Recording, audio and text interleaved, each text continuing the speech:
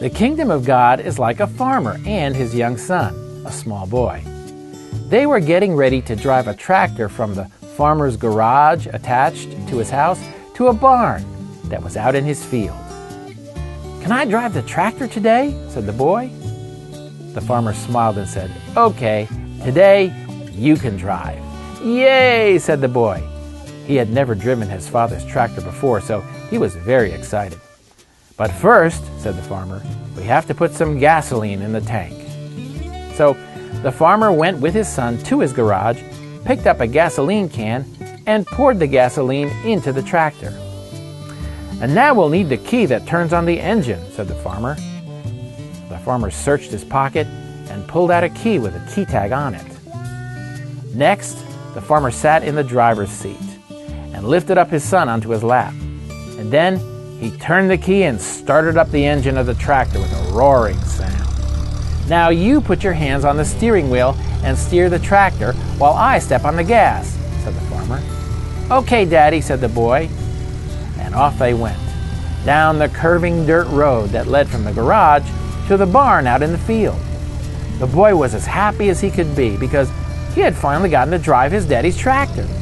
But the boy didn't realize that his father had his hand on the bottom part of the steering wheel, and so it was actually his father who was doing the driving. Finally, they got to the barn. "Okay, we're here," said the farmer. "That was great, Daddy," said the boy. "Can I do that again sometime?" The farmer smiled and said, "Maybe tomorrow, son. Maybe tomorrow."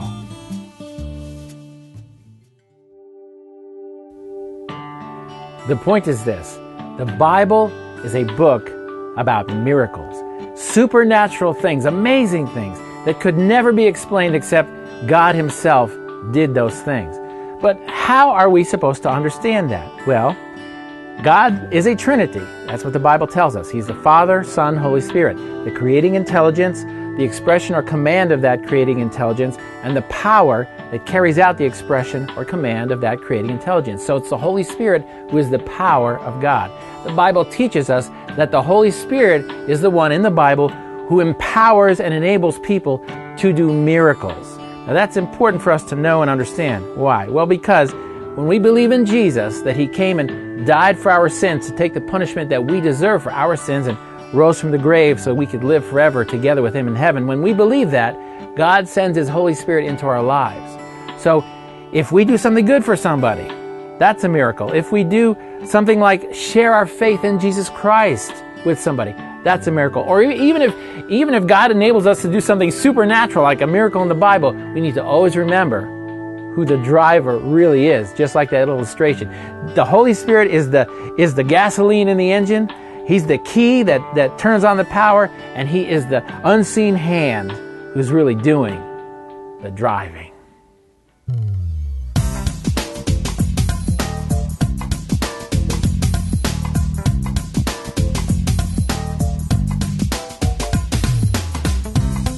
Hey, how you doing? This is Officer Dugan. This is my dog Shep, and what I got right here in my hand is my set of keys. And the reason I'm holding my keys is it reminds us that the Holy Spirit of God is the key to power in our lives, power from God. Because, what? Why do I have so many keys? Well, because I'm a police officer, and so I got a lot of keys. Anyway, the Holy Spirit... What? What are they for?